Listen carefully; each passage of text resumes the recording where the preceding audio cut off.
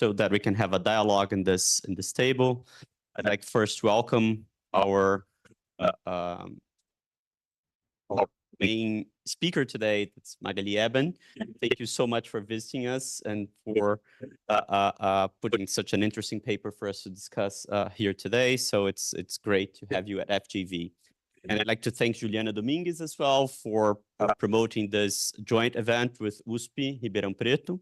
It's a great pleasure for us to be participating in this intense week of events with Magali Eben from the University of Glasgow, and also leading the project Create at the University of Glasgow, and also one of the leaders of Ascola, which I should also mention, Magali. So thank you so much for being here. And I'd like also to welcome Rodrigo Fialho, our professor here at FGV, and Anna Lygia.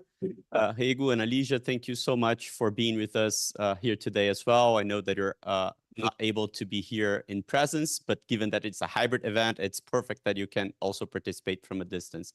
So thank you so much. Before we move on, we have always a disclaimer that we need to read in events that we're broadcasting, like as this one. So the manifestations expressed by members of the staff of Getúlio Vargas Foundation, by guests who participate in the events online, represent exclusively the opinions of the authors and not necessarily the institutional position of FGV. We also reiterate that everyone present has agreed to participate in the event spontaneously, and with that, authorize the use of their name, voice, and image, in addition to assigning the copyrights related to exposure of this transmission that later will remain in official channels of FGV and USP, so that anybody can access to that. To continue with this transmission, we ask you to express your agreement by verbalizing or signaling your agreement with this disclaimer. So thank you very much. Everybody agrees. We can move forward. So with no further ado, I'd like to give the floor to Magali Eben. It's a great pleasure to have you here so that you can make your presentation. And then we can move to comments from Professor Rodrigo Fialho, Anna Lygia, myself, Juliana, and all the participants online and in presence here. Thank you so much for being here. Does this work? I have to turn on. Yes, that's better. I like that you've got such a long disclaimer. I thought only universities in the United Kingdom spent like 10 minutes on disclaimers, so I feel a bit better. We don't do the hands up, so I'll probably I'll have to tell them to introduce that. But thank you everyone for being here, even those who are supposed to be on vacation. I appreciate it. So, as was said before, I lead the Create Research Center at the University of Glasgow. And when I first joined, I was a bit out of my depth because in this Create Research Center, which is the Center for the Regulation of the Creative Economy, which is funded by the UK government as the infrastructure for all research in the creative economy, I was kind of the outsider. I was the only one who brought competition law knowledge. And it was very clear that everybody looked at me and thought, what are you talking about? Okay. Which was in a way very nice. Over the last 2 years, I've brought in more competition people, so we're starting to be a bit more strong in the center. But really, it's been a humbling experience because when people talk about creative industry, so we've got copyright lawyers, but also cultural economists, they talk about concepts like innovation in a way that makes no sense to a competition lawyer.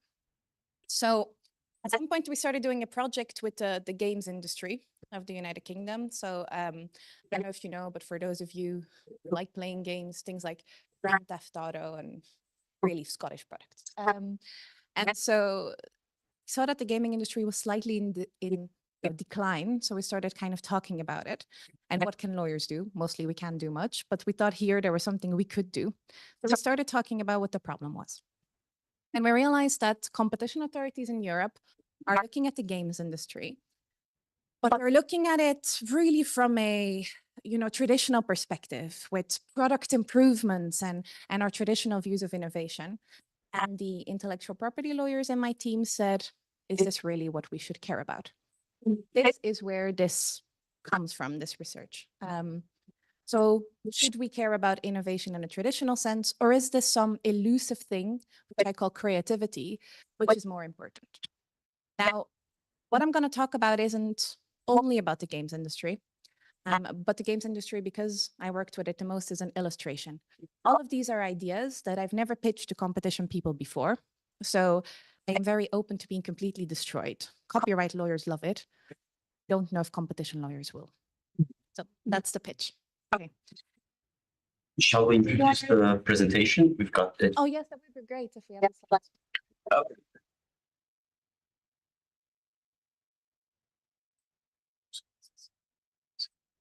Brilliant. Thank you so much. And I've got a clicker here, so. Yeah. Okay. Yeah, so the background. I have to say that a lot of the work I do in Create is very different from my normal work, because my normal work is the traditional, I sit behind a desk, I think, and I write it down on my own, very lonely. In Create, everything I do is collaborative. So it's not unusual to have projects with 4 or 5, 6 people. And this is also part of this. So there is a working paper that I have shared, which is about the gaming industry. So it's not specifically about the creativity point, but it's a broader paper.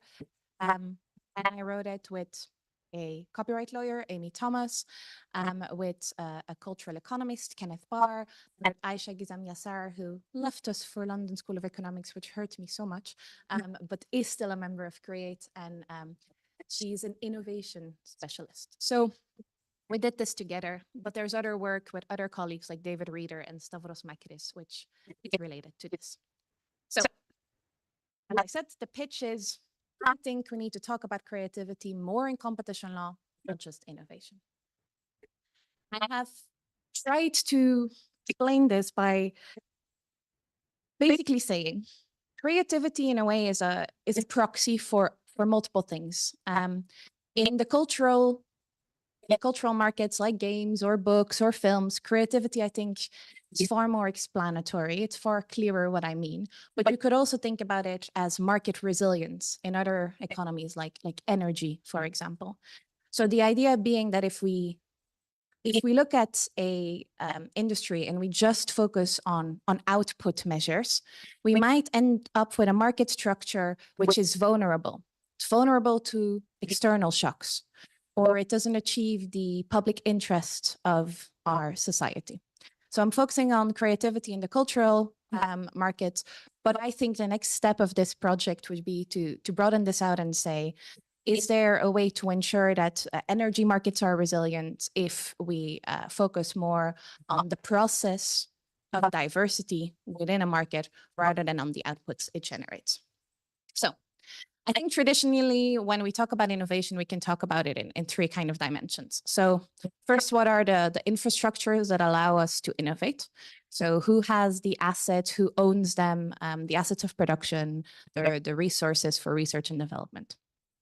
The second dimension is who can be involved in the process of innovation and how do they generate products from the ideas they have.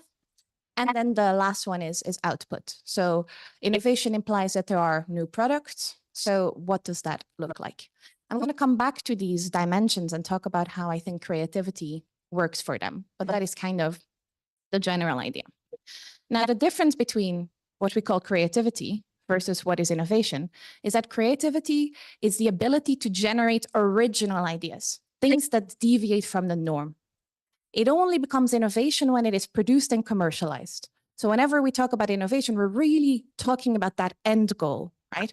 So an idea might be great, it might be novel, but it's not necessarily going to be successful and lead to innovation.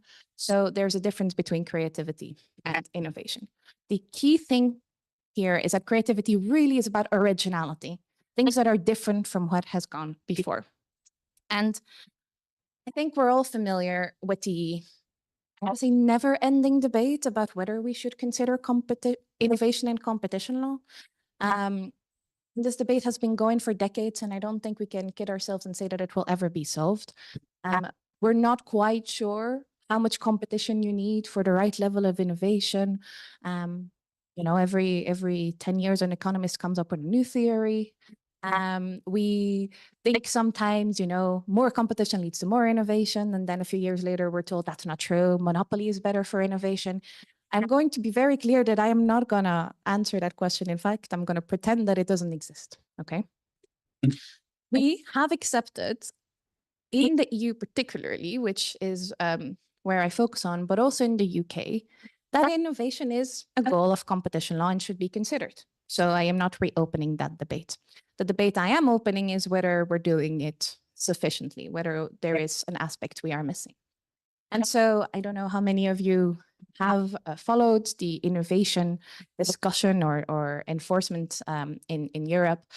But basically, there's been an evolution from just looking at innovation as kind of a justification for anti-competitive conduct.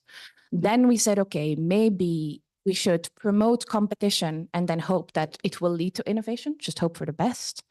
Then we had extra steps where we said, no, we need to protect innovation itself. And we came up with what I think is a very cool concept, which you have in the US, also in the EU, of innovation markets, right? So who competes on the resources, the assets for innovation? These are all very cool, but they're all really from the perspective of the big players. If you think about it, when you define a market for innovation resources, what you're doing is you have an investigation. You see that there are two companies merging, for example, and you say, well, are they innovating? Do they have resources? Do they invest in research and development? And you take that research and development project kind of as the product, right? You identify what kind of innovation a company that is under investigation is involved in, and that becomes your focal point. That becomes your standard for considering innovation in the industry, which makes total sense because that's how competition investigations work.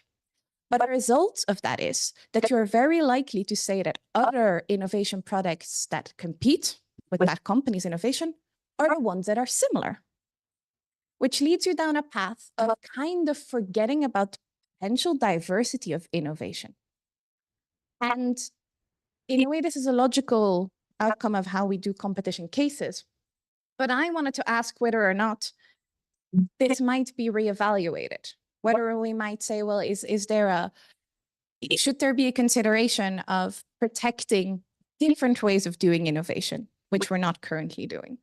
And so this is where I want to really talk about creativity. So creativity, like I said, is a generation of original ideas, whereas innovation is when you commercialize those ideas. And my big question is, if you have an original idea that isn't the same as the main players in the market, can you ever get it to the market? Can you ever commercialize it? Can a really different idea end up being a new product? And so in those 3 dimensions of innovation that I mentioned before, I want to ask, well, if you have new products, is there a way where we can evaluate whether those new products are actually creative, are actually original? Another question I want to ask, and I think it's not as controversial, is who owns the assets that allow people to innovate? Is there a particular vertical problem where if a big company owns the assets for innovation, those that might be a bit more creative just can't innovate because they don't have the resources for it? And the last is, in the markets as they exist now, are we excluding those companies who could have brought something original to the table? And I think I'm not sure whether or not we should be doing this in competition law, but I want to pose the question. And the reason I want to pose the question is that in a lot of ways, copyright law, intellectual property law, they were meant to create this. They were meant to get us to a point where we had as much creativity and original ideas making it to market. And I'm sorry if any of my create colleagues ever hear this, but I think intellectual property failed on this.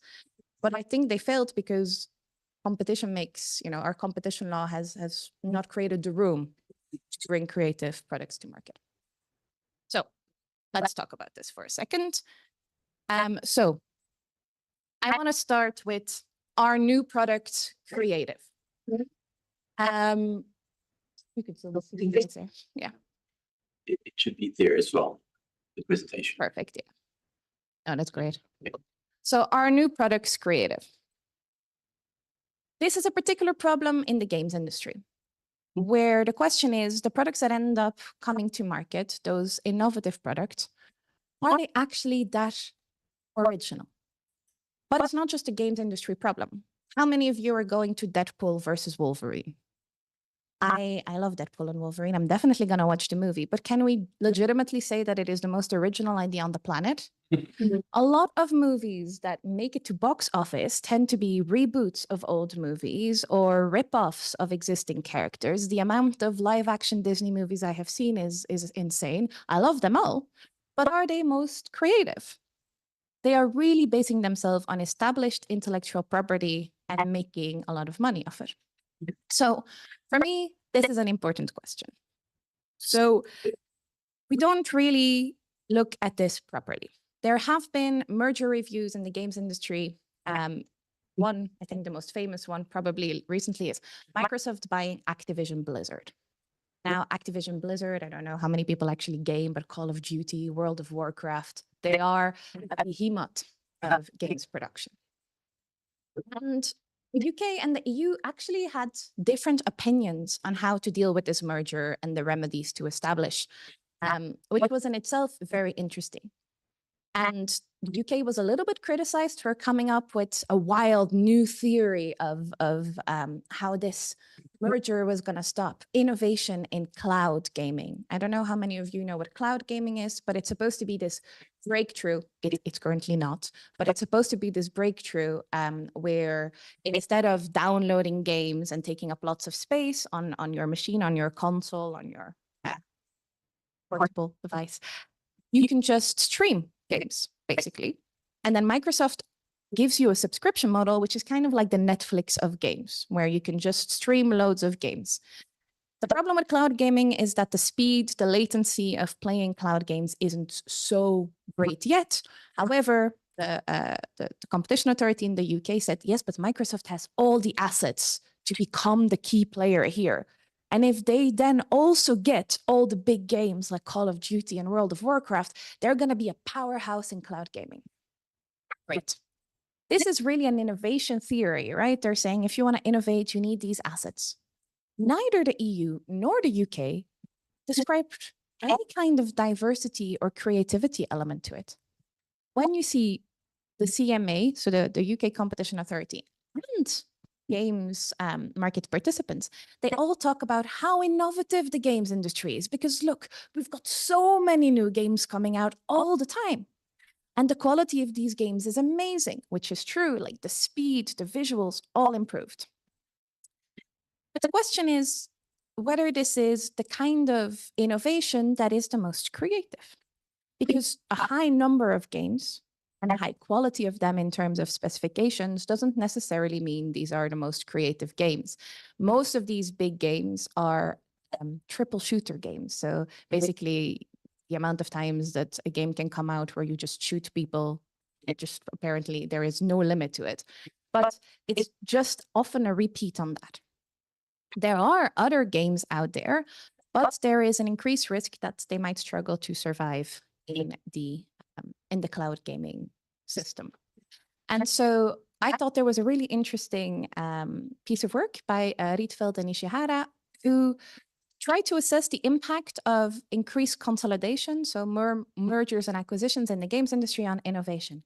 And what they did is that they interpreted innovation, in my opinion, as creativity. Because instead of looking at the amount of intellectual property registrations or the number of games that were coming out, they went at the product level and they tried to figure out how many games were based on entirely new concepts, entirely new intellectual property. So new characters, new games lines, and so on.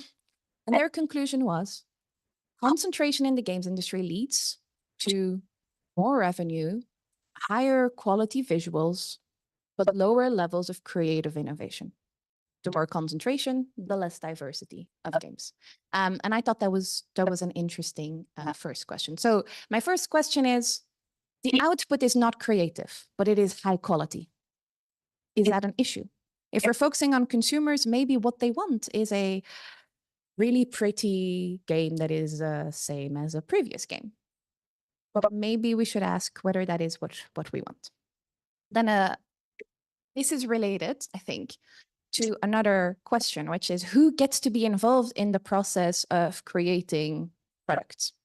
And I've got a picture there, and I don't know if you can see what it says under that, but members of Create survey the current state of the games industry. And basically everybody's dying, right?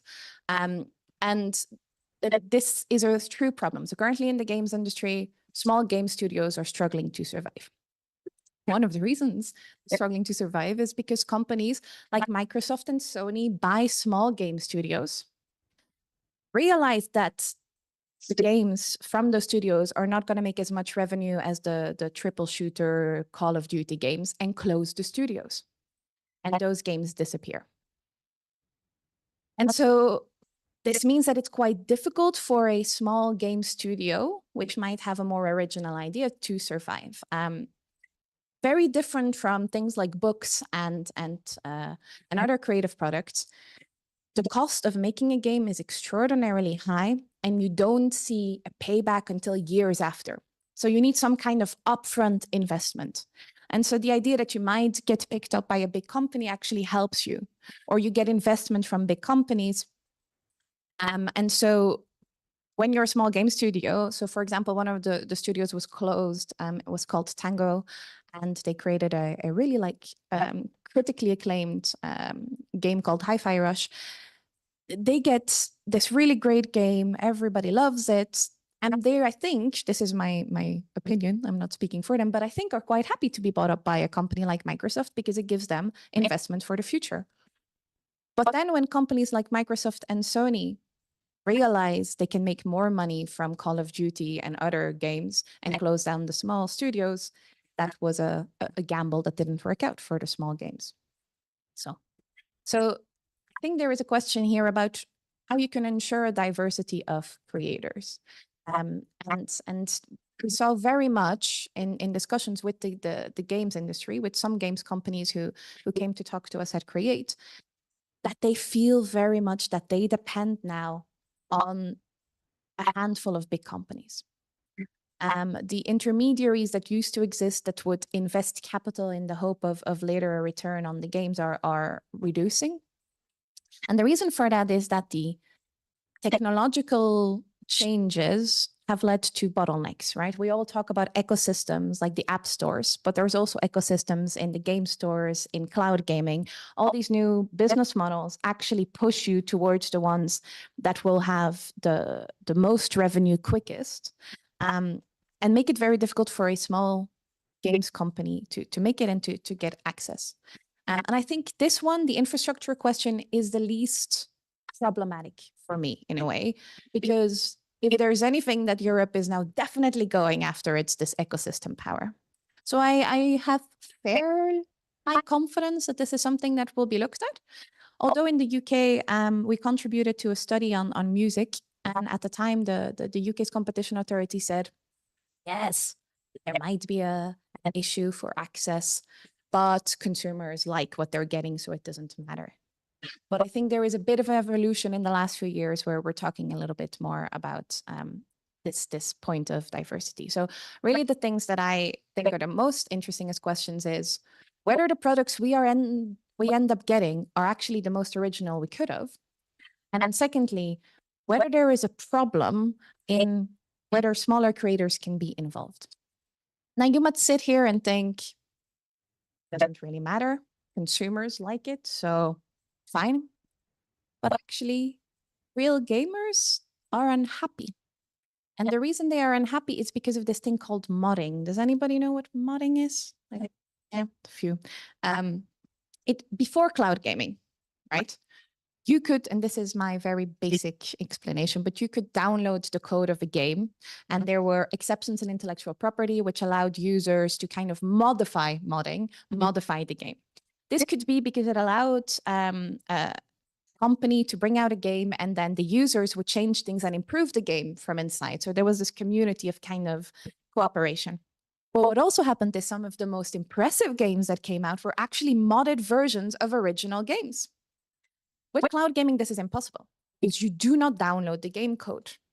So you're basically streaming and you become passive. Where you used to be interactive, you are now passive. And we did a roundtable at Create where we brought different people together. And some people said to me, yeah, but all I care about is playing Candy Crush on my phone. Like, fine, but there are some people who want to be able to download the game and create a follow-on a new game from it. That's impossible with the new technologies that are coming in. So there is a question about consumers here. They also are being excluded from what could have been a creative enterprise. Okay. Now, all of this is me telling you there is a problem. We're not looking at creativity, but should we? I have kind of in the last 2 years, because I've been so ingrained in talking about the games industry now, I've come up for air and I think, well, does competition law not have enough to deal with already? The problem, of course, is that if competition law doesn't do it, who does look at it? Is there a different way of looking at it? One of the questions I want to ask in coming research is, should we consider creativity in competition law enforcement? And if we did, what would that look like? I think it should be a dimension of how we look at innovation. But I'm very happy to have a debate about whether you think that's just going too far. But the next step after that is, I want to see how that translates to the economy as a whole.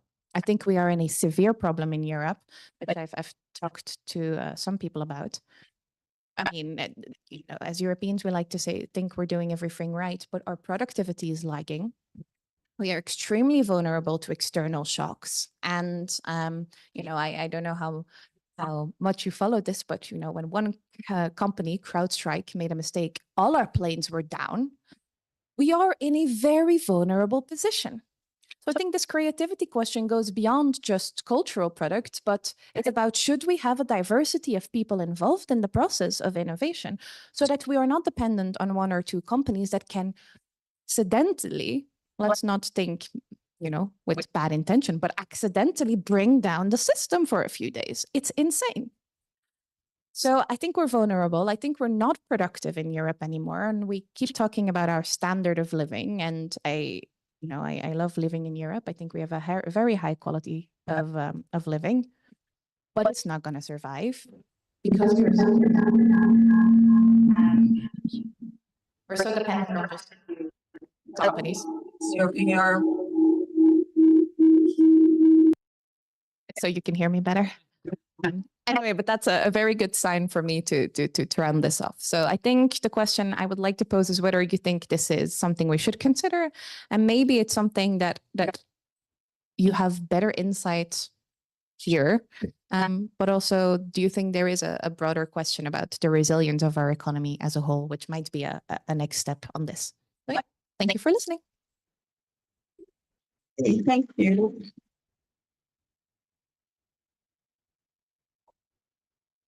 Thank you very much, Professor Eben. And now pass the floor to Professor Rodrigo Fialho for comments, questions, so that we can start the discussion. Thank you, Rodrigo. Thank you very much, Caio and Juliana, for organizing this event and for the invitation as well. It's a pleasure to be here sharing this panel with you. And thank you very, very much, Professor Magali. I just learned a lot from you, but I would like to learn a little bit more. That's why I brought you some questions about your research. And I have two questions here. The first one is related to concentration of the creativity markets. You seem concerned in your papers, with concentration and the integration of those markets. Looking to other technology markets, we can find other groups also concerned with concentration. For example, the new Brandeisians.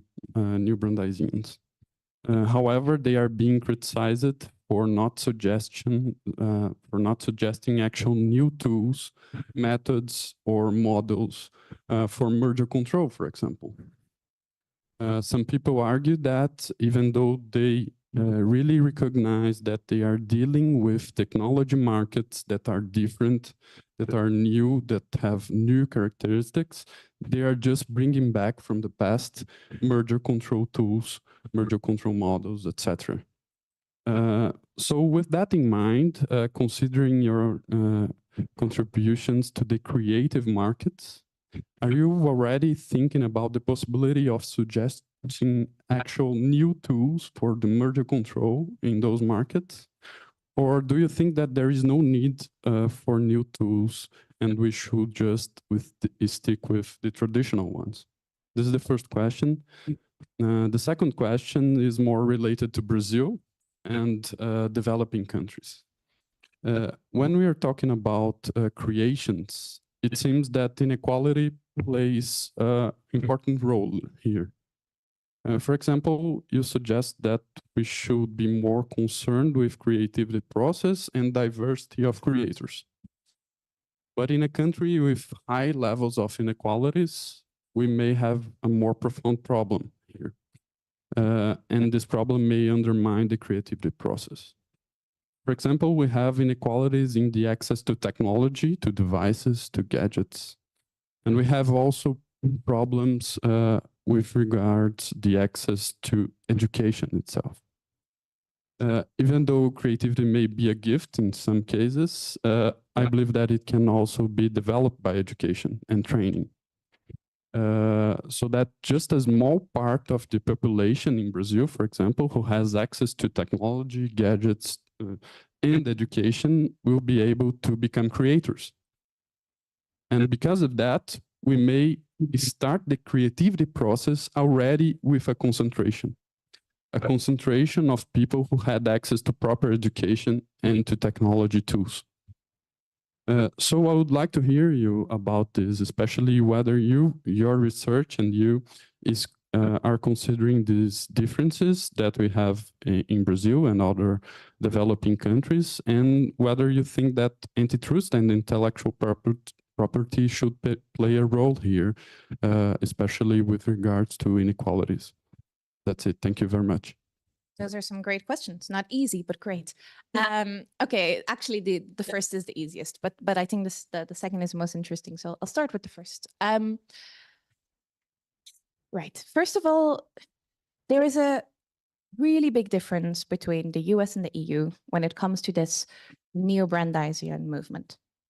The EU doesn't need neo-Brandeisian because we've never gone completely to the, consumer welfare that isn't consumer welfare standard. We've never done that. What we did do is that we wanted to modernize our system because very, very rightly, in my opinion, there was a criticism that our competition authority in the European Commission was arbitrary in the cases it brought and how it did it. So what we did at the end of the 90s, early 2000s, was to try to bring in more rigor, more clarity, more structure. And economics was a way to do that. It doesn't have to be the only way, but it was the way to do that. And I think it's still one of the most obvious ways of doing that. I am a big fan of tools. I think later this week I will talk about market definition. I love structure. Maybe it's because I am a lawyer, right? We love structure. But I think there is something you need structure, you need clarity in order to abide by the principles of a legal system that abides by the rule of law. That's why I fundamentally agree with a lot of the problems that the neo-Brandeisians have highlighted. But I wonder how we get to a system that allows us to take in more objectives, more interests, whilst retaining a test, right? A way of checking that the decisions by the authority aren't arbitrary. But as I said at the start, I think this was always in Europe. We've always looked at more than one thing. We've always looked at multiple objectives. And in fact, before 2003, we looked at labor and inequality. In our cases, we started doing less of that because we wanted more rigor, but also because, this is being recorded, but anyway, I think the European level didn't necessarily trust that the national countries, which were also involved, could have a consistent approach if you had so many different objectives. Do I like more objectives? Yes. Do I think we need tools? Yes. I think what we're talking about isn't necessarily about proposing new tools, because I think they already fit within the innovation tools that we have. And I think looking at let's take an example. If a big games company buys up smaller games companies, it doesn't take so much extra thinking to say, what is the objective of the company in the end? It's to get a return on its investment. Does buying up these small companies eventually lead to that? Or is there a risk that they will not be killed off? I don't think these are killer acquisitions because I don't think there's the intention, but they will be sidelined because bigger games will bring more money. For me, this fits entirely in what we already do in merger control. It's just that I don't think there is a conscious decision to say, maybe there is a value in having more original things come to market, and maybe we should look at that. On other things, I in other areas of my research, yes, I when I bring something forward, I try to come up with a method of looking at it. That doesn't necessarily have to be a tool. I think we lie when we pretend we have such strong tools and methodologies. Things like hypothetical monopolist test or the SNP test in market definition, which is what I did my PhD on, are not real tools. There are ways of looking at something, but there's no real solid test. We only ever bring in real solid tests when we bring economists into cases and they give us 6 different answers. So I think we have to be a bit careful in saying we need a really strict tool for everything, because that's not how competition enforcement works. But I do think we need something that brings rigor. So that's a long answer to say, I like what the neo-Brandeisians are doing, but I think we do need more. We need a way to make this possible. Your second question was much harder. Inequality. Yes, I mean, the easy answer is I don't think this is a competitional problem, but I don't think that means we shouldn't be talking about it. And I am very well aware that the situation is different in Brazil from the United Kingdom. But in Create, we have this discussion a lot because we did a study on journalists and we realized that the only journalists and book writers, that the only ones who can actually make a living are rich people who came from rich families and men. White men and people from rich families are the only authors that can actually make a living from their work. So there is a problem, I think, globally, that things like art are only really accessible to a small select few that had a really high level of education, but more than that, come from really well-off backgrounds, or, this was another thing, are supported by a rich family member. So one of the things we saw is that, you know, if you're a woman and you want to publish, you better find a nice rich man who wants to take care of you so you can write your books. As my partner always says, you know, he sees a future in which all I do is write and he brings in the money, except he is not rich, so it's not going to work. But that is really how it works, even in places like the United Kingdom. So I think there is a fundamental problem that is not as bad, right, in Europe, but is already there. So if we already don't know how to fix it in Europe, we don't know how to tell you to fix it here. And to me, this is an education problem, but it is also about consciously investing in particular segments of the population, which is, you need the political will to do that. And I think competition authorities go too far sometimes, or we try to get them to go too far sometimes. We are not a tax body. We cannot subsidize. And really, ultimately, that's what it needs. You need to invest massively in education that is accessible to all and of high quality. It's not enough to give everybody the right to go to a school if the school isn't as good as a school that a rich child goes to, right? But that's not a competition problem we can fix. But I don't know if this makes you feel any better that in Europe, we still have this problem. So I don't know if we haven't fixed it. I don't know how to tell you to fix it here, but I do know that it's not a competition issue. Same thing for academia, by the way. Like even in the UK, there are more people now from what we call, you know, the working classes, but it's still a minority of people. A lot of them are from good families, well-resourced families, or they're people like me who came from another European country and didn't have to say which really good school they went to. So there is a problem in Europe. If we fix it there, I'll come back and tell you how you can fix it. Fair enough. Thank you very much, Professor Eben. And now can hear from Anna Lygia. Professor Anna Lygia, welcome, and thank you for joining us even from a distance. It's great to hear you here. Thank you.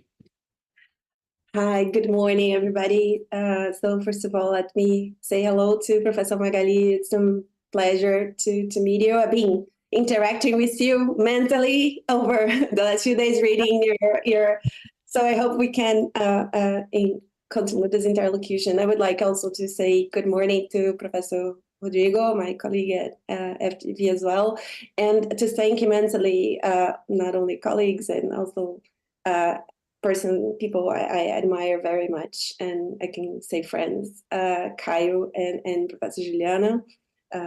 It's a pleasure to be here. I think this, first of all, Professor Magali, I wanted to congratulate you. No, first of all, the most important comment: Deadpool versus Wolverine. You must watch it. And I think it is surprisingly innovative. To tell you the truth, I think that's more the dialogues I've seen in a while. So I think it's super worthy, and we can talk about innovation if you find it innovation or not. But I think it really innovates the language. But so my area of research nowadays, I come from an antitrust background, but nowadays I navigate much more on the behavioral science space and a lot of on the compliance space as well. And I'm always looking at those problems because sometimes I feel a little bit of a nice kind of envy from the antitrust problems, because I think this would give good legal advice. This would give good work for a law firm, because there's a concrete industry case, right, for everything you are proposing on research. And I think from an industry perspective, it was about time that a serious center such as yours was looking at the game industry as a policy problem, right?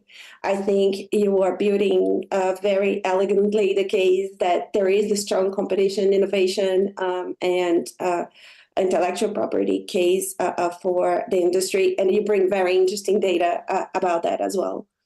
But I think to spice up the debate, I wonder. And we were talking about privilege, and Professor Fialho was talking about inequality, and as well. And I was wondering to what extent the gaming sector is a public policy issue.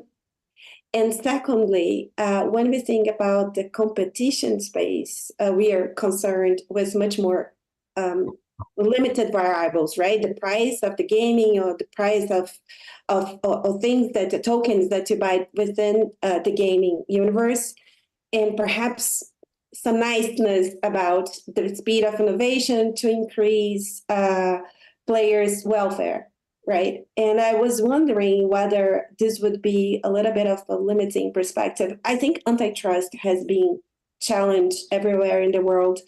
To asking, do you think you should, and that's also wanted to hear your views about that. Should we think that antitrust should insulate itself so much? I am very active on the sustainability debate, right?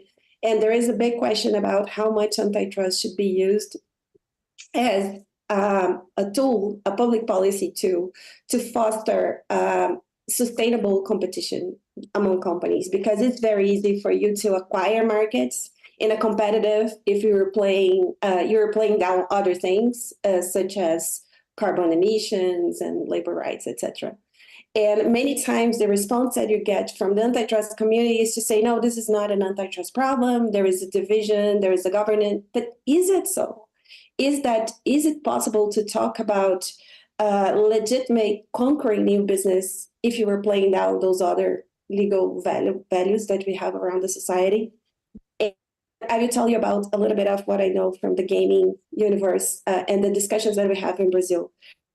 I think gaming is not as only entertainment, because music, I think, and I had that, I remember being part in some events, and Caio wrote about that as well in the past, that we have in the creation on the artistic area and the journalism area, we have some constitutional protections for regulation, right? Because it's a free market of ideas, there are constitutional freedom of speech protection, so nobody kind of could touch it. Maybe antitrust could touch it, but really not get into the merits. Art also has another connotation, but gaming is perhaps, and when you brought the Minecraft for kids, I think the main public policy in gaming, specifically in Brazil, is related to its behavior effects on people, right? A lot of the youth mentality nowadays is built around what happened in the video game space. And if you, some of us have children, and if we try to helicopter them just to monitor what happens in the game industry and the live gaming fields, there are all sorts of terrible things happening as well while people are getting entertained. For example, racism and a lot of extreme ideals being shared by game participants. Is this really the game? Or is this the nowhere land where nobody dare to enter?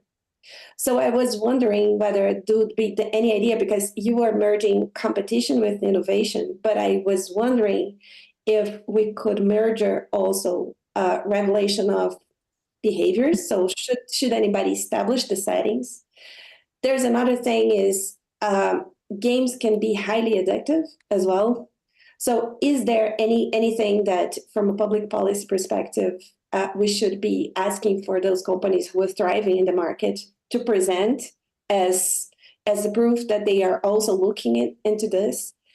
And I think, thirdly, there is another financial regulation strong aspect to it, because a lot of the games, they also involve a second economy, a tokenized economy, where there is digital currency being negotiated. So a lot of savings from families and youth are being used or are being invested in purchasing power that's going to be executed within the gaming industry. So to try to summarize what I'm trying to raise here is that, do you see any other boundaries for the antitrust to interact with all other public policy problems other than innovation? Do you think there is a role for that in the antitrust rationale, or would authorities be accused of just passing the line? And there is another concept that you bring that I found interesting, that you speak about active customer. So I was wondering, how would this be different? Because nowadays, consumers are vocal in every industry, and there is a lot of feedback from consumers built into client service. We live in the era of client centricity. So is that really that different from the games? I know there is the coding part, the creation of content part, but I think consumers are very active everywhere. So I don't know how much that would differ from other industries. And I think there is another, and I will try to close my remarks with that. There is another impact that you kind of direct to it, but I think you could also expand, because there is a whole supply chain for the game industry as well. So from designing to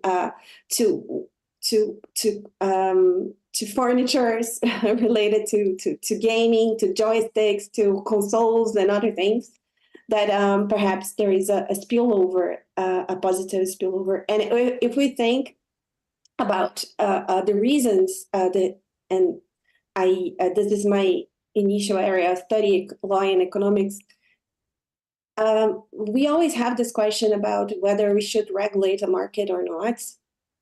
And I mean, I know that nobody kind of feels so strongly about let's regulate games, but all the market failures are there. Concentration, externality, information asymmetry. We kind of just don't feel it should be regulated for some strange reason, but theoretically, there should be no justification for the state not to look at those things. So, and that was, I promise, was the last remark, but that was the compliance one I wanted to make also. There is also a strong room for unfair competition within the gaming industry because of compliance issues as well. So for financial crimes and non-compliance of all other regulators, that would be also a reason to regulate in order to prevent those things from happening. So should we regulate gaming? Okay, I'm gonna do the thing where I answer your last question first. Absolutely, this is a sector that exhibits many market failures. And to my mind, there is an answer to your regulation question, which ties into your antitrust question. If we regulate a sector, we can have a holistic view of market failures without having to push antitrust beyond its boundaries. In fact, I think it's far more legitimate to have a sectoral regulator that deals with these problems that are market failures generally, rather than an antitrust authority who only ever comes in on a case-by-case basis and might be missing things. So when 2 years ago we started looking at the gaming industry in Create, after about a year of research, I was like, oh, we need to regulate the sector. This is insane. It's also one of the most lucrative, profitable sectors. We need to do something about this. And then we invited people from the games industry. And they said, talking about your supply chain issue, they said, there is a problem where we depend significantly on a handful of companies and we are subject to their whims. If they change their mind on how they run their business, we have to suddenly change our whole game, despite the fact that we have invested millions of pounds in it and worked on it for years. Suddenly, either this game goes in the bin or we have to change it. And so they were talking about how dependent they are and how upset they are. And then when I said regulation, they said, what are you talking about? Because they feel that it will be far more effective to have informal, like what they call gentlemen's agreements to fix this, than regulation. To the point where there is, at least in the UK, some laws that regulate behavior, they opt out via contract because of the power dynamics in the industry. So I was sitting there thinking, so what is the solution, right? I don't want the competition authority to transgress beyond. So I think creativity and innovation fits, at least in Europe, very much in what we do as a competition authority. I don't see a problem. But to go beyond that and solve behavioral issues, to me, is a regulator's issue or economic dependence. But the companies in the sector that are suffering don't want regulation and say they will opt out by contract if regulation comes in, which obviously leaves me as a legal academic in a really upsetting situation where I can go and say, as we did at some point, maybe we should have regulation, knowing full well that the games companies that were 6 months ago sitting at the table with me over coffee were saying, over our dead body. Right.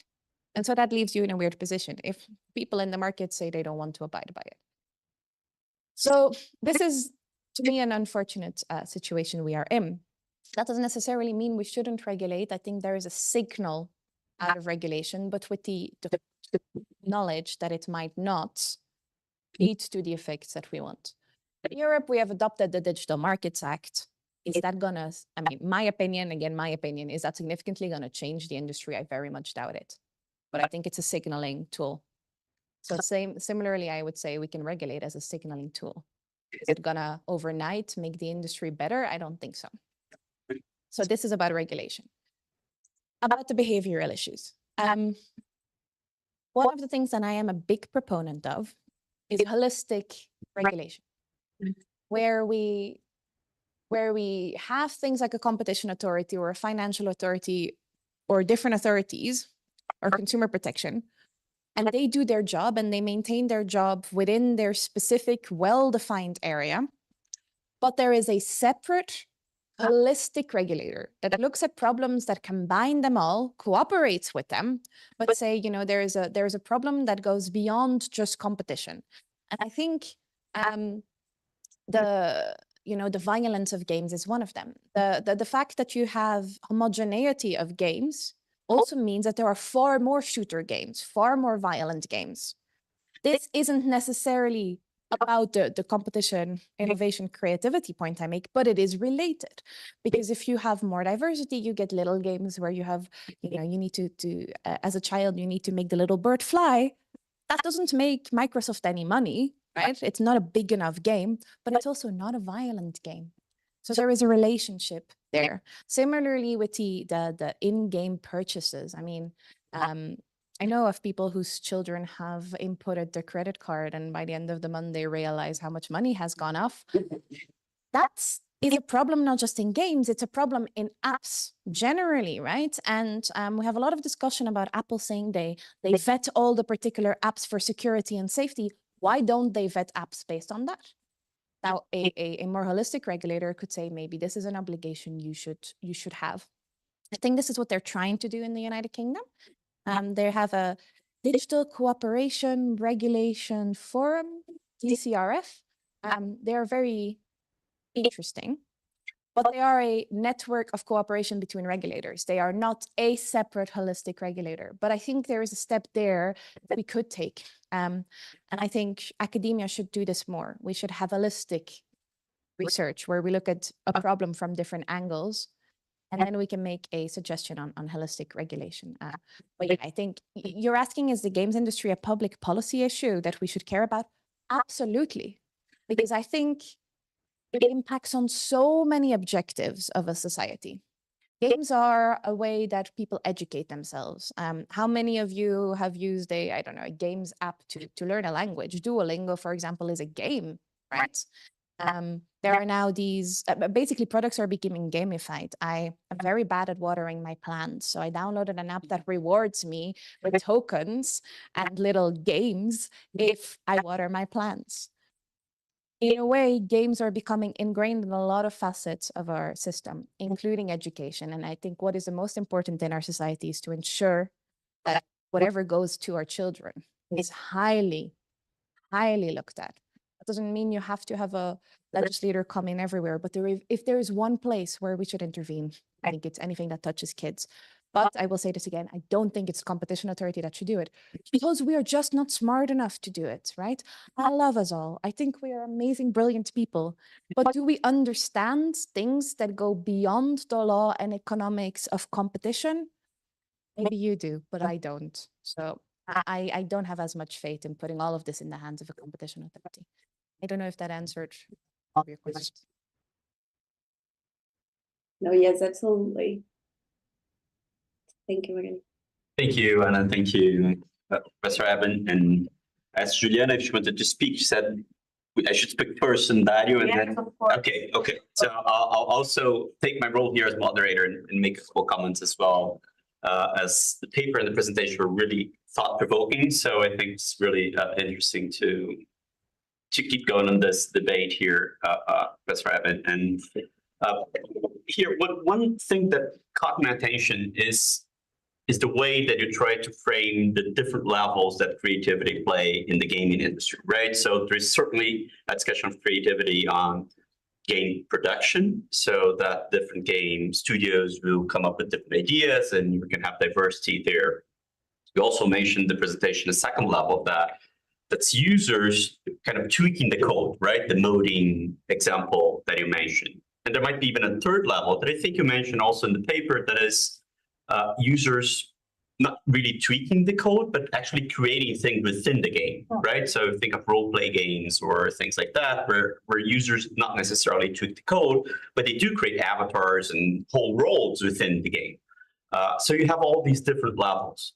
And my point here, and what got me thinking, is that just as we have discussions about consumer welfare in multiple site platforms and affecting multiple sites in different ways, you may have different effects on creativity in these different levels, right? Sometimes you may have concentration reducing creativity in the production level, but to the extent that you have more users connected in a single role-play game, for instance, you may actually increase creativity within the game in creating bigger roles with different alternatives inside the game.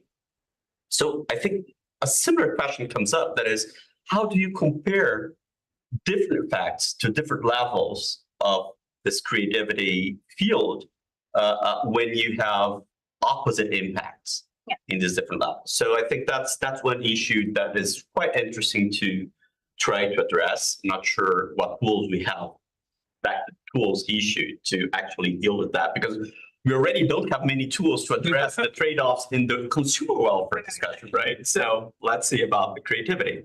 So that's one issue. A second issue that got me thinking is your comparison between cloud gaming and the Netflix right model, the streaming model. And really, I think the issue here is trying to understand what are the different patterns of competition within streaming models. Of course, there's a major change when you go to streaming in all these different industries and you compare music, video, and films, and gaming. But I think there are some fundamental differences in between these different streaming models, right? I think in the music industry, a large portion of the competition is about portfolios. You want to be in these different places or these different players where you have access to all music, in theory. And pretty much there is very little exclusivity there. So you do have access mostly in all these, if you go to Find Music or to Spotify or to Deezer, you're going to have pretty much access to all these broad portfolios, and they're going to compete in different levels there. Then if you move to Netflix and to films, I think there's a different pattern there. They started with big portfolios, but now they're moving to first runs. So they're producing content and they're differentiating themselves by content. That's why you have Netflix and you have Disney Plus and you're signing up to everything because you have exclusivity there and have a specific production going on, right? On gaming, there is a bit of that. And I think the biggest fear of the CMA, for instance, was really vertical integration and to a certain extent exclusivity on Call of Duty and all this. But I think there's another dimension to that. That is, the network effects there are bigger than in any other of the two, in the sense that if we're playing games with our friends and with large communities, you want to be where the large communities are. So streaming has a different level of competition, or at least a different framing of competition in gaming, I think, from the other ones. And then my question is, what's the impact of that when we go for competition law analysis? And one of the issues that I see a big impact is switching costs. I think there may be a much larger switching cost in the gaming industry because you're building roles or because you're building communities and you were in the middle of a game where you invested your energy and you have a sudden cost as a user of the game in that particular commitment that you made to that community that you don't have in music and that you don't have in films. You can just shift in between different platforms. So I wonder if understanding these different streaming models can lead us to very different perspectives on how competition law would apply. Even though they're similar, they do have different concerns that would apply here. So these are the comments I would have. Thank you very much. They're very good comments, and I almost feel like I'm backing Create because we've done this, we're doing this, we're looking at different streaming models in different creative industries. And you're absolutely right. They are different. The games industry is a particularly interesting one because in theory, you're right that people will default to one place. But cloud gaming could, in theory, change that. Because cloud gaming is platform agnostic. If it works the way it's being promised, which it currently doesn't, but if it ends up working and fulfills its promise, you could be joining a game like World of Warcraft on the cloud, regardless of where you've purchased the game, which platform you're using. But this isn't currently the way it works. Currently, you focus on one game and you build your community there, which is why I have question marks about the subscription model. Because, you know, I listen to I don't know how many songs on Amazon Music or Spotify or whatever. I only ever play one game at a time. So the idea that I would have a 500 game system in front of me, a database to choose from, makes me really question whether that's really how people play games. But there is a discussion about whether it's just opening up to a completely new customer audience, right? People that aren't hardcore gamers, but like to go into something for a little bit and jump out to the next one. So maybe it just opens a completely new consumer group that doesn't yet exist. So I find that really hard. I find it difficult to give any conclusive answers because we're really talking about a potential future that looks significantly different from how people play games now. But yes, that means you can't take anything we've learned about streaming in music and apply it to games in the same way, just like with films. I don't know if this is a thing in Brazil, but now Netflix offers games, which is insane. Has anyone tried to play them? It's just the worst. It's the worst.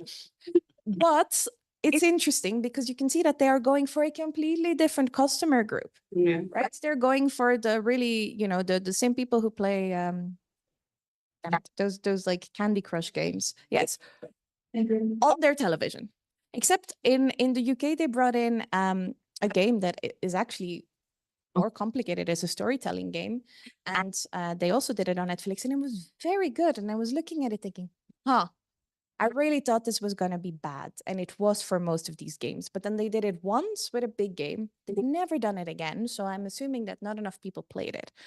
But there is now this merging of different cultural industries, which makes it far more complicated.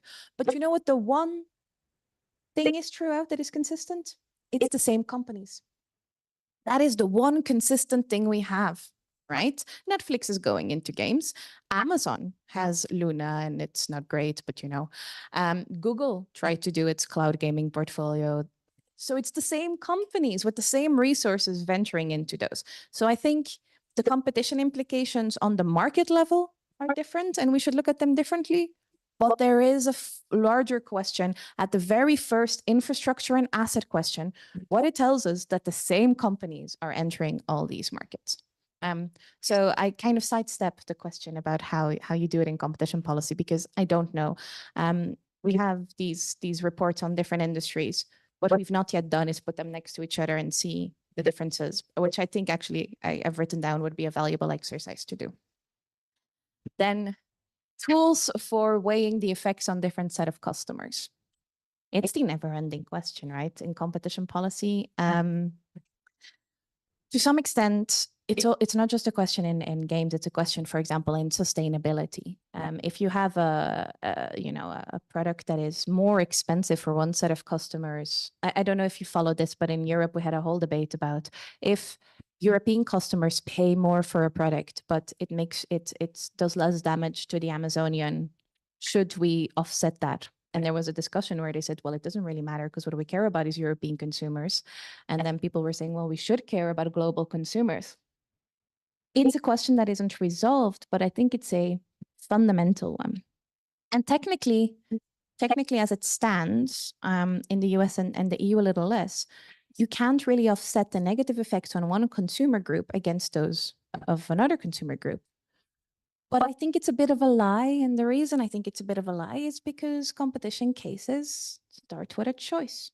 You choose which consumers to focus on. The idea that a competition authority objectively looks at all consumers in a market isn't true, right? They make a starting point about really which people they believe to be the most damaged.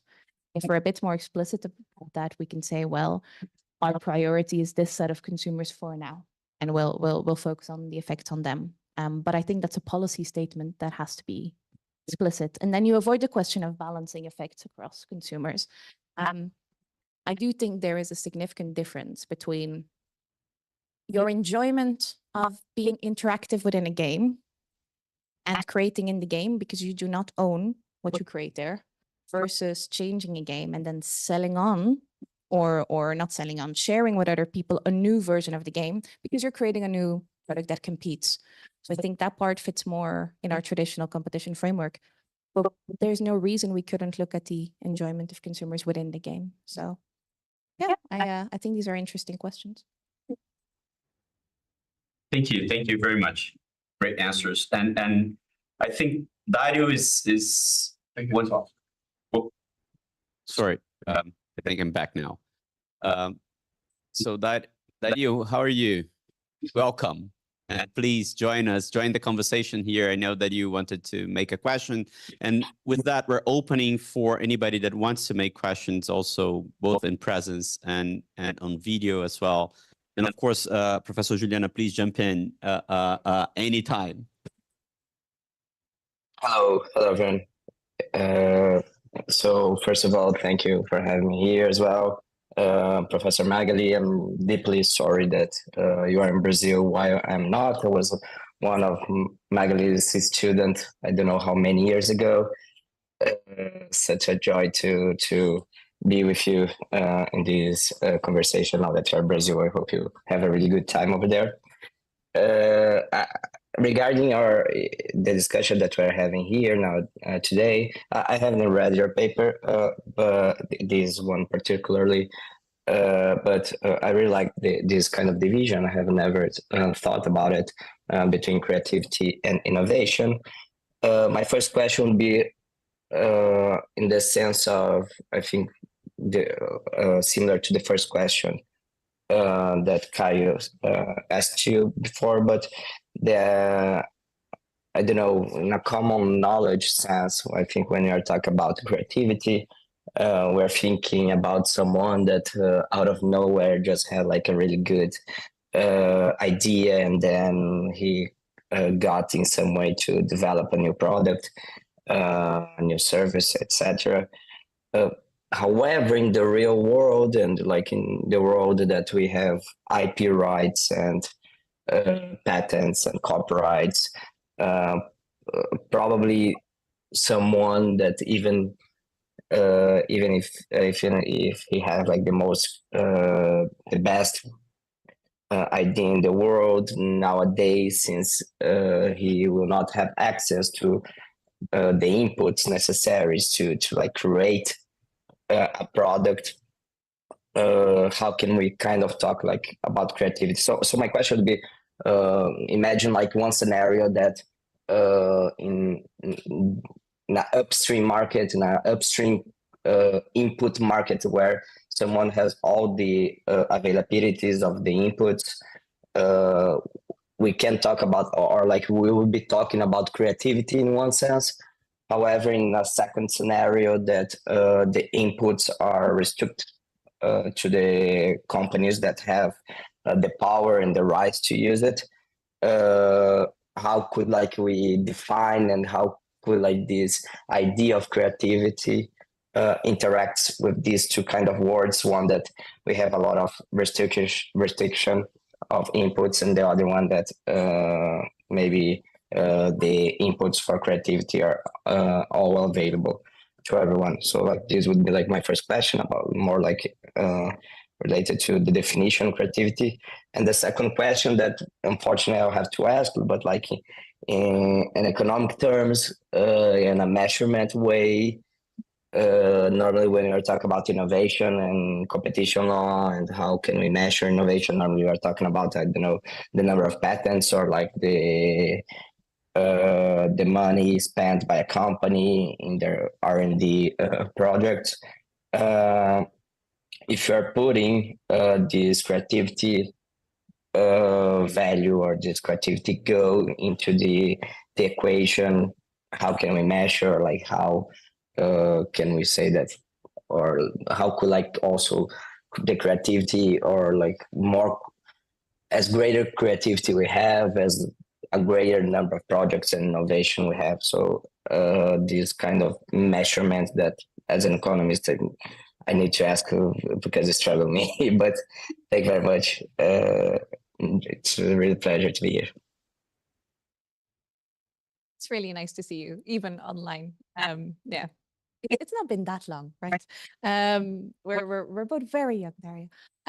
So on the measurement, right? This is always the main question, and well, there's a few things here. The first is that the study that I cite by Rietveld and Ishihara, I think, is a very good starting point, because what they do is they explicitly look at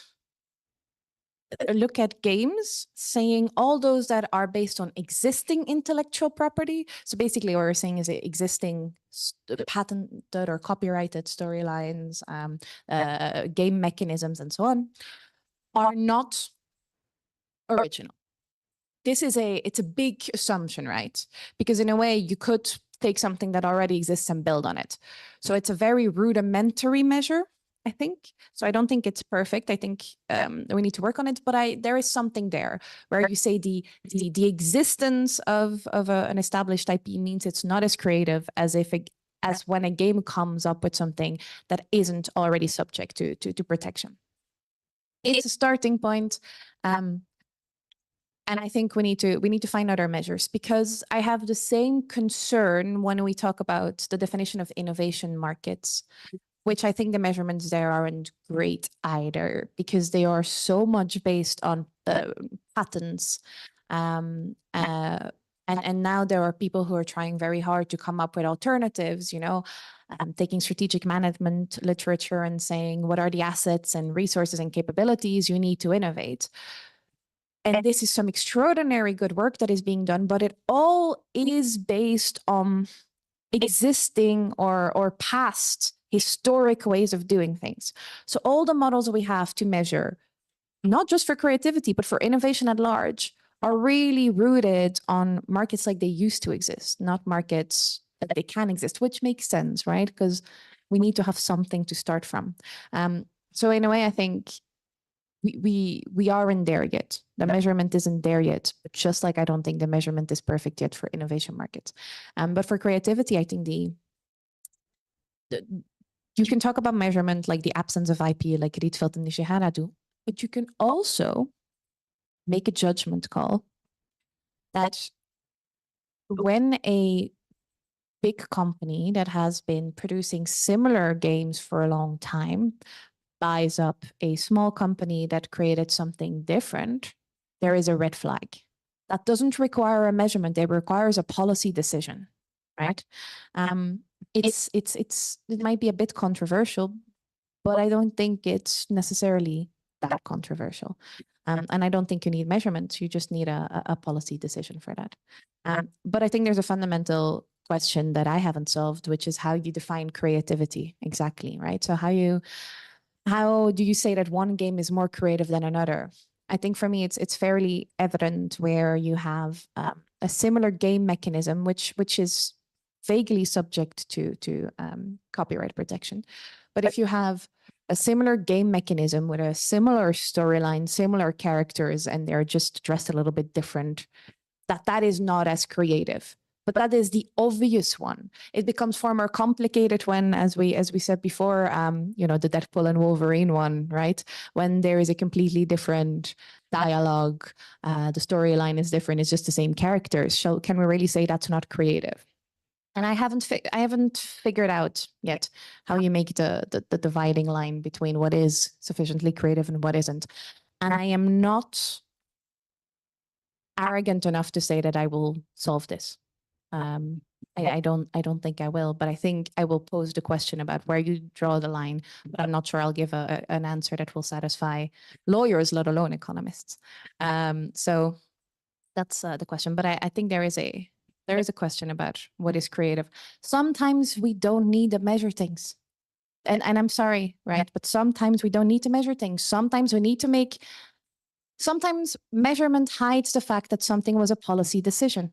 Sometimes we need just to be honest and say, we can't really measure this, but we have decided democratically or however it works, we have decided that this is something that we are going to look at. It's what we used to do in competition law. It's what we still do, but we pretend we don't, right? We have an answer that we want, and we just put the measurement in front of it and pretend that it was incredibly objective. That's not really how a lot of the practice works. So I will have to come up with measurement that will make me feel like I'm really cool and impressive. I doubt the competition authority will care very much. Thank you. Thank you. So first of all, I would like to thank you, Professor Caio, and also FGV to host this meeting for us, not only for me, but I think for me and for Magali is a great opportunity to share, this commitment that we have to debate this kind of topic here in Brazil. I think it's not very common, Magali, to put, just like they said here, creativity in the middle of this discussion. Of course, we have several discussions related to intellectual property and competition, but your paper is really brilliant to, touching some points that for us, I think, opened for this huge discussion. So just thank you. I would like to thank you to come to Brazil. I think it was a very difficult and long journey for you. And of course, here we have some students that they are finishing their master course and PhD, and also professors. I'd like to share with you that on YouTube we have also professors, I think that like Vinicius Klein saying hi to you, and Ricardo English Souza, that is professor from FAP, and he has a question for you. Right. So he asked it here, in digital platform markets, there is a trend of the winner takes it all. The competition to become the winner is interesting for innovation and efficiency. However, the result could be the creation of a monopolist that tends to inefficiently protect its position. How to deal with this?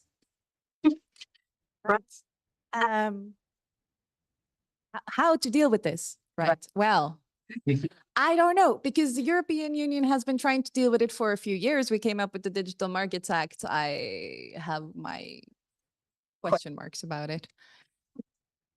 Honestly, I think we are in a crisis. I genuinely think we are in a crisis. I think our tools and our ideas of efficiency just do not help us going forward in the particular context of digital markets.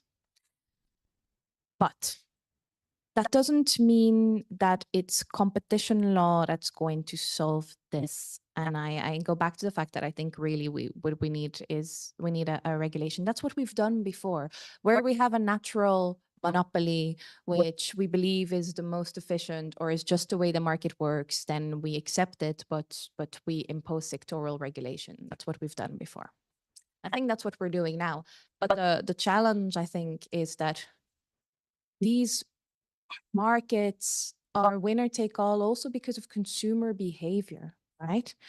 And so it's very difficult to say that we're going to regulate it exactly like we do energy, because the structural features of an energy market are not the same as for a digital market, where we could, as consumers, very easily choose to do something different, but our behavioral biases mean that we do not.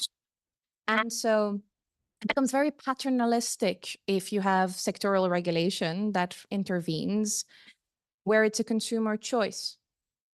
Now, I am not necessarily opposed to paternalistic regulation, but I think it comes with a lot more complication, and there needs to be a lot more safeguards. I was at a conference recently where someone said very clearly the way that the European Union is now regulating digital markets has nothing to do anymore with economics or competition or efficiency.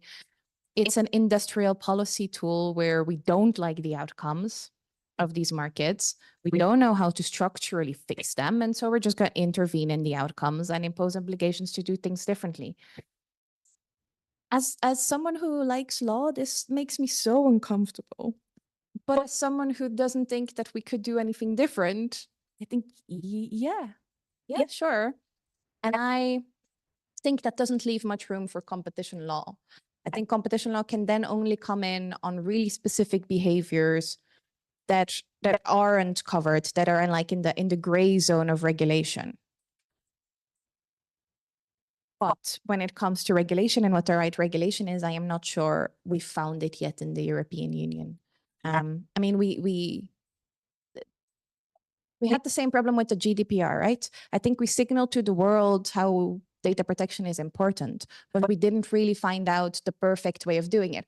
The GDPR, in my opinion, was literally the DMA before the DMA. Basically, we were saying there are a few big companies that are collecting data in a way that makes us uncomfortable, but we're going to create a blanket rule that applies to everyone. Small companies suffer from the GDPR. I suffer from the GDPR because when I want to do something within the university, do you know how much time I take to look at it and go, do I need consent? Is this a legitimate interest? How do I get consent? What should I do about this? We didn't figure it out, but we gave a signal to the world that we were trying to figure it out. And I think that's the one advantage of the Digital Markets Act. It's not great. Really, I don't think it's great. But I'm hoping the rest of the world will take the parts that work, make something better. And then in 10 years, we can edit the DMA and pretend that, we knew that was what we were going to do all along. So I think these markets are winner take all. I do not think we can solve that with competition policy. So I think the only thing we can do is intervene on the outcomes that we want. But as I said, I find that so uncomfortable. but I don't know what else to do about it. And I hope that kind of answers the question. Thank you, Professor Magali. I'm going to now pass to Caio. Maybe there are some other questions from the audience. Sure. I think the floor is open. If anyone from here or from Arthur. Thank you. Yes, definitely. Better.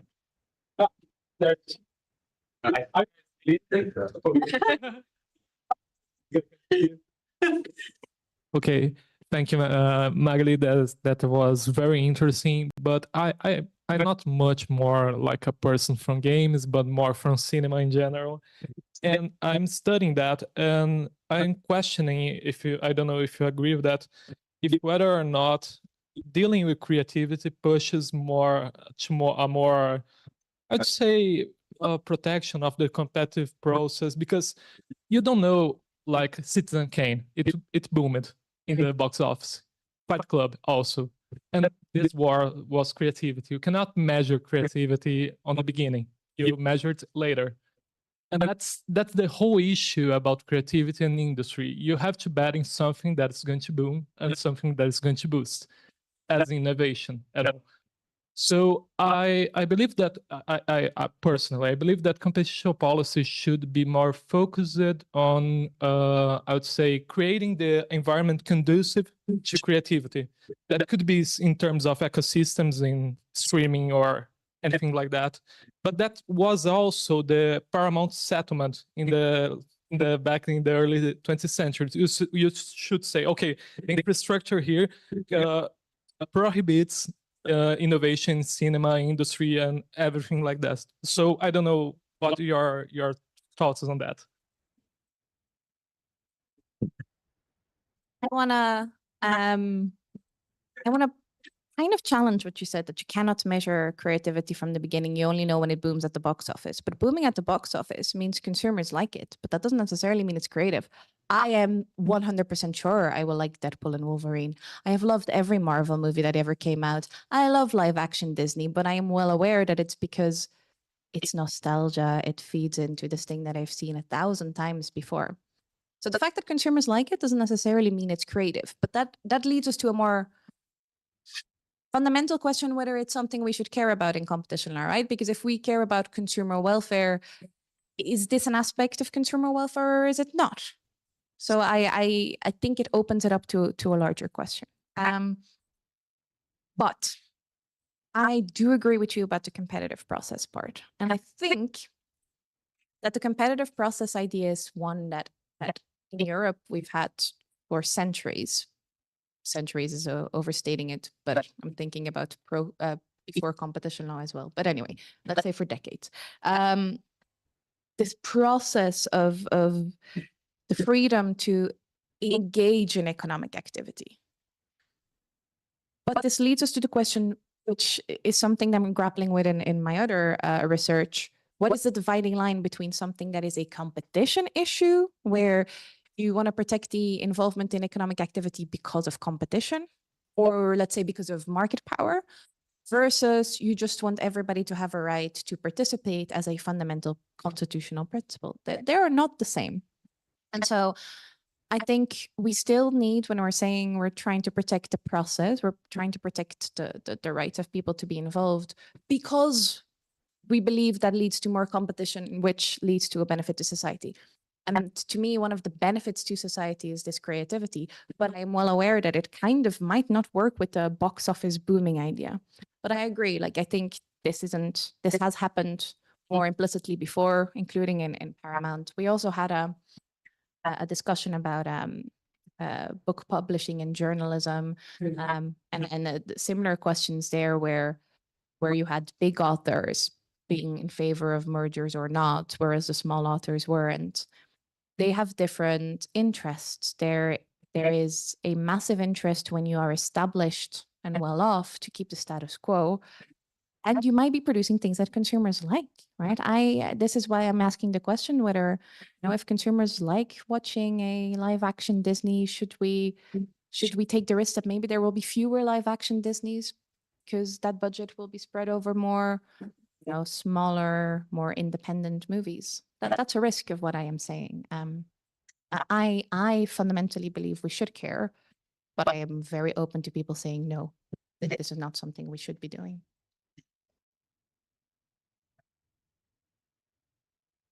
Thank you. Other questions, comments?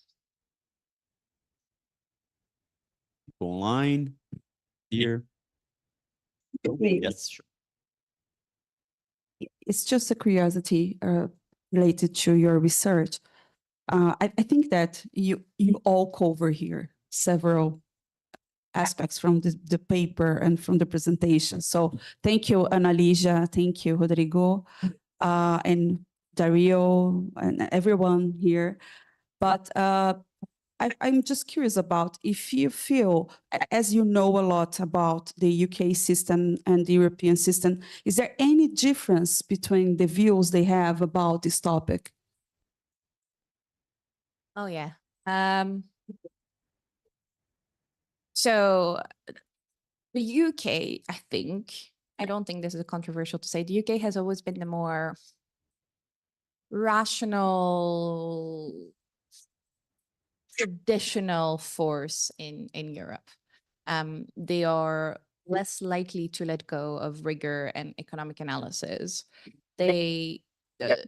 This is why people were surprised that they took a more forceful stand with Microsoft, Activision, Blizzard, but also with other mergers, including Meta, Giphy, because people were surprised, because usually the UK is the one that takes the rationalizing stance. And it's also why, on a side note, the UK is no longer a member of the European Union. That to me was I was afraid of that, because I thought it would allow the European Union to have one less objective voice in the debate. And I think that's true, but we've also come to a point where that raises a question about the extent to which the UK framework of more robust economic analysis works. So they're now coming up with they've now come up with a new version of digital regulation that is different from the Digital Markets Act. And we don't, we talk about that for a long time, but we don't really know what it's going to be like. But there is a question there about whether they'll make a difference when you have a tool that is less at the European Union level, less focused on this kind of evidence-based effect analysis. And so this is, I think, now an interesting moment to be in. So effects analysis is, in Europe in general, changing, becoming less prominent for good and bad reasons. I don't know what the UK is going to do. Not to forget that a lot of Europeans are part of the UK Competition Authority, because despite Brexit, we are there to stay. We are not budging. You cannot get us out. And so in the competition system, we are there. So I don't know what that means, whether we will push it towards more of a European style. But for the moment, we have not.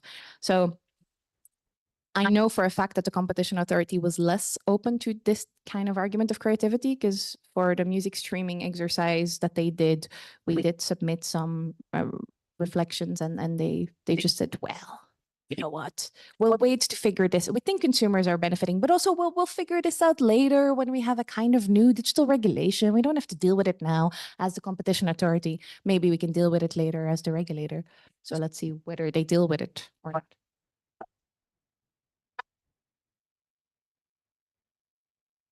So any other questions, comments? We're coming close to 11 a.m. That's when we said that we would wrap up, but let me check if there is any other questions, comments. Yeah. With you too. No? Any final remarks then? Professor Magali Eben, if you'd like to wrap up and close with final remarks. But before that, I'd like to thank you again for coming. It's a great pleasure to host the event here, and it's really within the realm of our nucleus, which is competition, public policy, innovation, and technology. So it couldn't be more fit to our discussion. And thank Professor Juliana Domingues, who actually really made it viable and possible for us to be here, sharing Professor Magali Eben with us, which is really fantastic. So thank you so much for that. But please, we have the floor. We have the floor to wrap up. I mean, I'm very happy to be here in Brazil. I'm so glad to be doing the tour and for Juliana to be helping me doing the tour. So no, this is great. I have always been fascinated, but by what goes on here. Even though I tried very hard to follow the decisions that are made here by the competition authority and just trying to wrap my head around it. Also, the comparisons between the US and the EU sometimes is really difficult. And that's why I found it really fascinating, because I want to come here and I want to see whether things that I say make no sense to you at all. So as a final remark, if none of it made sense, you can let me know and send me a message. But yes, I'm very excited to be here and to see what else. Thank you so much, Magali. And Juliana, would you like to comment on the other events that are going to happen this week? Because it's just like you're just kicking off a week that's very intense. So I think it would be good for the people that are watching. Yeah. So on Wednesday, we're going to have this meeting inside Mackenzie. We have different topics, so I can only share with you the topics, but we were trying our best, to share all the agenda and the schedule for Magali. And as you know, Magali is doing a great job, and maybe she can share for everyone that is following this opening session about the Escola, right? I think it's a great opportunity. The last time we were together was there, and the last meeting was recently happened in Germany. And I am still feeling that we can involve much more the academics here from Brazil. We know the difficulties related to the prices, the flight prices for everyone going outside Brazil. But I think it's also an opportunity to listen a little bit the changes. You are able to share much more related to the board now that we have a new. Now we have the decision made from the next year, and then everybody can prepare themselves. So I think it's an opportunity to share it. And during Wednesday, we're going to have this meeting inside Mackenzie with Vicente Bagnoli, that he's also from Escola. Professor Caio is also a member. And on Wednesday, and then we have Thursday, another conference with FGV Rio, with Nicolas Ingales, that is also a member from Escola. And the next week, on Monday, we're going to share some ideas with Commissioner Vitor Fernandes, IDP, that is also a professor from IDP. And finally, she's just going to spend several days with me at the University of São Paulo, the unit that we have in Ribeirão Preto. So I think Magali will cover different regions, accents, and also climate change, right? So it'll be fun. I think it's much better, than the tour that we had recently from Taylor Swift here. Think I make far less money than Taylor Swift. So Escola, the Academic Society for Competition Law. This is my end of my first year being on the executive, which is fun. It's a great group of academics. So please come. And I think there are some Brazilian members, but I would like more Brazilians to be at the conferences. I am well aware that it's a costly endeavor. The next one is in Chicago, so it's going to be costly for me as well. So no, definitely come. And yeah, I'm talking about loads of different things whilst here. So I'm going to be talking about the data protection competition law case. I think that's on Wednesday. I'll be talking about UK versus EU digital regulation. Perfect. So Wednesday is the meta data protection competition law. Then we do digital regulation. And then I have a paper that I have written that I would like everybody to tell me everything how wrong it is, which is going to be about the value of market definition and why we can absolutely not get rid of market definition ever, which is obviously not what the majority of people think. We'll be talking about that as well. And yeah, I think you have the whole flyer there, right? And Thursday, the UK regulation, digital market. Yeah, digital markets. Yeah, so market definition. Yeah. Yeah, and then the Challenges in the EU. yeah, Very broad. So yeah, please come to whichever you can come to, and you'll get a overview of the research that I am doing. And thank you very much, everybody, for paying attention, and particularly for bringing me to Brazil. okay. Thank you very much. I mean, it was a pleasure to have you here again at FGV, and I wish you a great week. I mean, it's an intense week of discussions, and of course in the course and the discussions in USP Ribeirão as well. I think this is going to be fantastic. So welcome to Brazil, and it's great that we're kicking off at FGV. So thank you very much. Thank you all. Thank you for the ones that are watching both in Zoom and YouTube. So it's been a pleasure to host this. As I mentioned to Professor Magali, this is the last week of vacations here in Brazil. So we wish to have more people in presence, but it's an issue that we can't solve as our calendar is still like missing the students at the school at this point. But thank you very much again. Thank you, Professor Rodrigo, Professor Anna Lygia. It was a great pleasure to have you here again with us. And of course, Professor Juliana, I mean, again, thank you very much for coming here. Thank you. Bye-bye. Now we close.